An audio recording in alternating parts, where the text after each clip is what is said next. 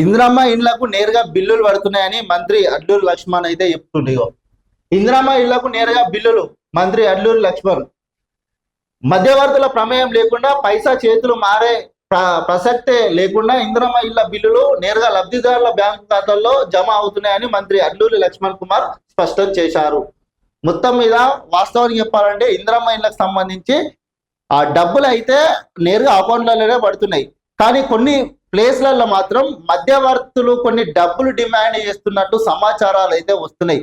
దీని మీద కూడా ప్రభుత్వం చర్యలు చేపట్టి మరి మధ్యవర్తులకు డబ్బులు ఇవ్వకుండా నేరుగా వాళ్ళకు అర్హులైన వారు ఎవరైతే ఉన్నారో వాళ్ళ అర్హులైన వారికి నేరుగా డబ్బులు వాళ్ళకే వచ్చేలాగా, లేదు అంటే అప్లికేషన్ కొంతమంది అప్లికేషన్ పెట్టుకుంటే ఇందిరమ్మ ఇల్లు ఇప్పిస్తామని చెప్పి ఇట్లా డబ్బులు కూడా వసూలు చేస్తున్నారనే సమాచారాలు కూడా వస్తున్నాయి. కాబట్టి దీని మీద ప్రభుత్వం పకడ్బందీగా ప్లాన్ చేసి నికార్సైన అర్హులను గుర్తించి ఇందిరమ్మ ఇళ్లను మాత్రం ఇవ్వాలి.